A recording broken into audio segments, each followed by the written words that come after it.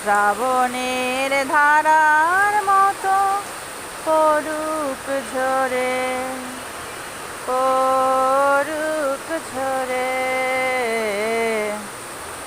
শ্রাবণের ধারার মতো পড়ুক ঝরে। বন্ধুরা, আজ প্রায় 3-4 দিন ধরে অঝরে বৃষ্টি ঝরছে, দিন রাত কোনো থামাথামি নেই। আর সেই বৃষ্টি মুহূর্তেই আমার মাম্মাম খুব খুশি বৃষ্টি ধরবে বলে।